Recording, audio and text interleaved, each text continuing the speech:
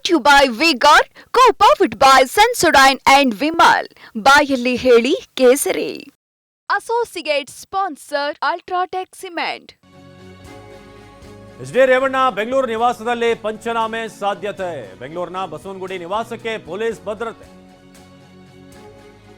SIT ಅಧಿಕಾರಿಗಳಿಂದ ಪಂಚನಾಮೆ ಸಾಧ್ಯತೆ ಹಿನ್ನೆಲೆ ಪಂಚನಾಮೆಗೆ ಅಗತ್ಯವಿರುವಂತಹ ಪರಿಕರಗಳ ಸಿದ್ಧತೆ ಆಗ್ತಾ ಇದೆ.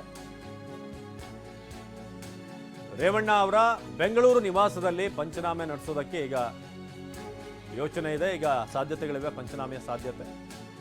ಬೆಂಗಳೂರಿನ ಬಸವನಗುಡಿ ನಿವಾಸಕ್ಕೆ ಪೊಲೀಸರ ಭದ್ರತೆಯನ್ನು ಹೆಚ್ಚಿಸಲಾಗಿದೆ. ಸಂತ್ರಸ್ತೆ ಮಾಡಿರುವಂತಹ ಆರೋಪದ ಹಿನ್ನೆಲೆ ಈಗ ಈ ಪಂಚನಾಮೆಗೆ ಏನೇನು ಪರಿಕರಗಳು ಬೇಕು ಅದೆಲ್ಲಕ್ಕೂ ಕೂಡ ಈಗ ಸಿದ್ಧತೆಗಳು ಆಗ್ತಾ ಇದೆ. ಸೊ ರೇವಣ್ಣ ಅವರಿಗೆ ದಿನದಿಂದ ದಿನಕ್ಕೆ ಈ ಸಂಕಷ್ಟ ಇದೆಯಲ್ಲ, ಆ ಒಂದು ಉರುಳು ನಿಜಕ್ಕೂ ಬಿಗಿ ಆಗ್ತಾ ಇದೆ. ಈಗ ಅವರ ಬಸವನಗುಡಿಯ ನಿವಾಸದಲ್ಲಿ ಪಂಚನಾಮೆ ಮಾಡುವಂಥ ಸಾಧ್ಯತೆ ಇದೆ. ಯಾಕೆಂದರೆ ಮೊನ್ನೆ ಅರೆಸ್ಟ್ ಆಗೋ ತನಕ ಸಂತ್ರಸ್ತೆ ಸಿಕ್ಕಿರಲಿಲ್ಲ. ಅದಾದ ನಂತರ ಸಂತ್ರಸ್ತೆ ಒಂದಷ್ಟು ವಿಸ್ತೃತ ಹೇಳಿಕೆಯನ್ನು ನೀಡಿದ್ದಾಗಿದೆ. ಆ ಹೇಳಿಕೆಯನ್ನು ದಾಖಲಿಸ್ಕೊ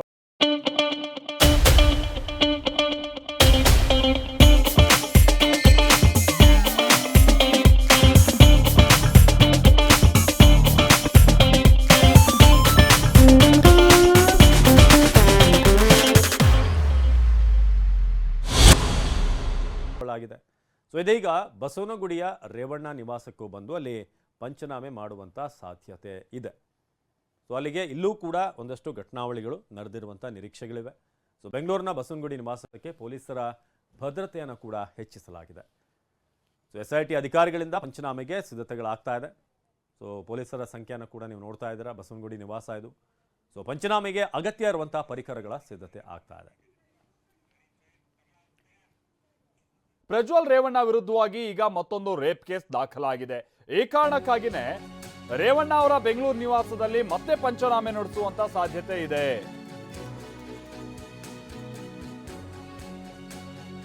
ಅಂದ್ರೆ ಅಗೈನ್ ಬೆಂಗಳೂರಿನ ಬಸವನಗುಡಿ ನಿವಾಸಕ್ಕೆ ಪೊಲೀಸ್ ಭದ್ರತೆಯನ್ನ ನೀಡಲಾಗ್ತಾ ಇದೆ. ಎಸ್ಐಟಿ ಅಧಿಕಾರಿಗಳು ಮತ್ತೆ ಅಲ್ಲಿ ಹೋಗಿ ಪಂಚನಾಮೆ ನಡೆಸಬಹುದಾ ಅಂತ ಚಾನ್ಸಸ್ ಇದೆ. ಅತ್ಯಾಚಾರ ಪ್ರಕರಣ ದಾಖಲಾಗಿರುವಂತದ್ದು ಪುತ್ರನ ಮೇಲೆ.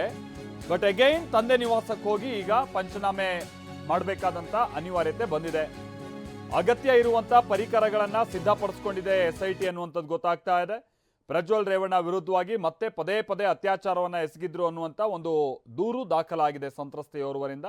ಹೀಗಾಗಿ ಆ ಸಂತ್ರಸ್ತೆ ಬಹುಶಃ ಈಗ ಪೊಲೀಸರಿಗೆ ಸಿಕ್ಕಿರುವಂತ ಮಾಹಿತಿ ಪ್ರಕಾರವಾಗಿ ರೇವಣ್ಣ ಅವರ ಬಸವನಗುಡಿ ನಿವಾಸದಲ್ಲಿ ಮತ್ತೆ ಆಕೆ ಮೇಲೆ ಅತ್ಯಾಚಾರ ಆಗಿತ್ತು ಅನ್ನುವಂಥದ್ದು ಆಕೆ ಕೊಟ್ಟಿರುವಂಥ ಸ್ಟೇಟ್ಮೆಂಟ್ನಲ್ಲಿ ಉಲ್ಲೇಖ ಆಗಿರುವಂತಹ ಸಂಗತಿ. ಈ ಕಾರಣಕ್ಕಾಗಿಯೇ ರೇವಣ್ಣ ಅವರ ನಿವಾಸಕ್ಕೆ ಮತ್ತೆ ಇದೀಗ ಎಸ್ಐಟಿ ತೆರಳಿ ಪಂಚನಾಮೆ ನಡೆಸಬಹುದಾ ಅಂತ ಸಾಧ್ಯತೆ ಇದೆ. ನಾವು ಪ್ರತಿನಿಧಿ ಶಿವಪ್ರಸಾದ್ ಇದಕ್ಕೆ ಸಂಬಂಧಪಟ್ಟಂಗೆ ಮತ್ತಷ್ಟು ಡೀಟೇಲ್ಸ್ ಅನ್ನ ಕೊಡ್ತಾರೆ. ನಮ್ಮ ಜೊತೆಗೆ ರೇವಣ್ಣ ಅವರ ನಿವಾಸದ ಬಳಿಯಿಂದನೇ ನೇರ ಸಂಪರ್ಕದಲ್ಲಿ ಜಾಯಿನ್ ಆಗ್ತಾ ಇದ್ದಾರೆ. ಶಿವು, ಈಗ ಮತ್ತೊಮ್ಮೆ ಪಂಚನಾಮೆ ನಡೆಸಬೇಕಾ ಅಂತ ಅನಿವಾರ್ಯತೆ ಎಸ್ಐಟಿಗೆ ಬಂದಿದೆ. ಹೌದು, ಜೊತೆಗೆ ಇಲ್ಲಿ ಹಾಕಿರುವಂತಹ ಸೆಕ್ಷನ್ಗಳು ಕೂಡ ಒಂದಕ್ಕಿಂತ ಒಂದು ಬಹಳ ಕಠಿಣವಾಗಿರುವಂತಹ ಸೆಕ್ಷನ್ಗಳನ್ನ ನೋಡಿಸ್ತಾ ಇದೀವಿ. ಹಾಗಾಗಿ ಬಹಳ ಕಟ್ಟುನಿಟ್ಟಿನ ಪಂಚನಾಮೆ ನಡೆಸುವಂತ ನಿಟ್ಟಿನಲ್ಲಿ ಎಸ್ಐಟಿ ಸಿದ್ಧ ಆಗಿದೆ ಅಂತ ಕಾಣಿಸುತ್ತೆ. Shivu,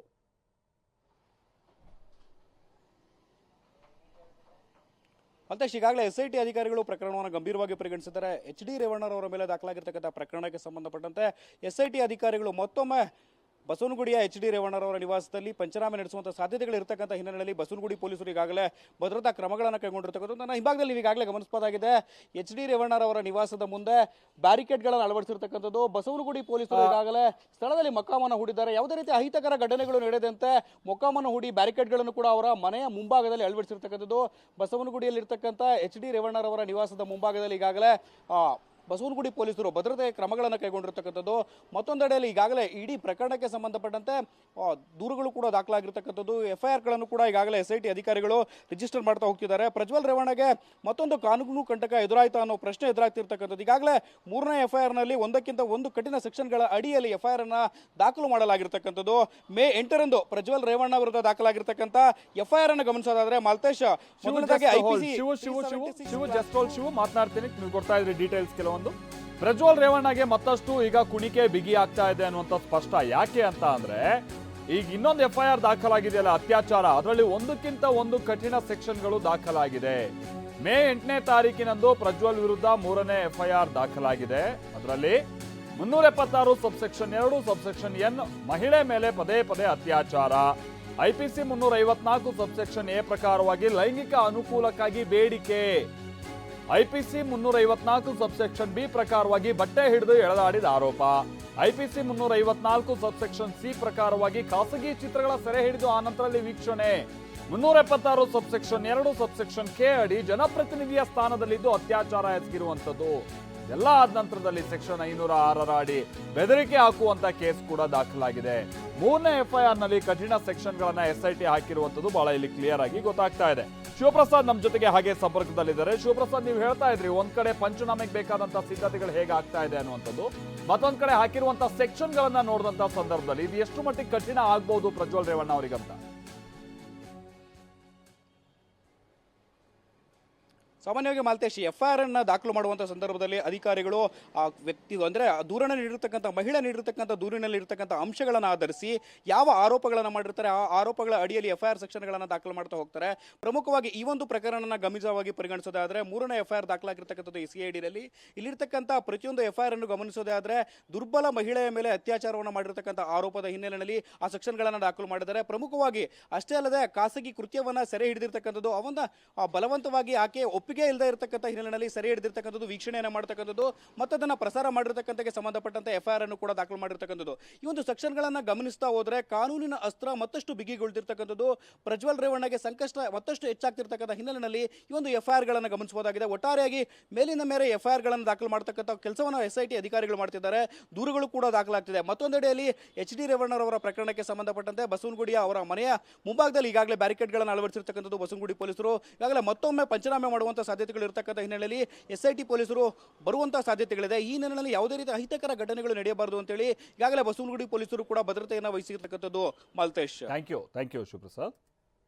Brought to you by Vigor, co-powered by Sensodyne and Vimal. ಬಾಯಲ್ಲಿ ಹೇಳಿ ಕೇಸರಿ. Associate sponsor UltraTech cement.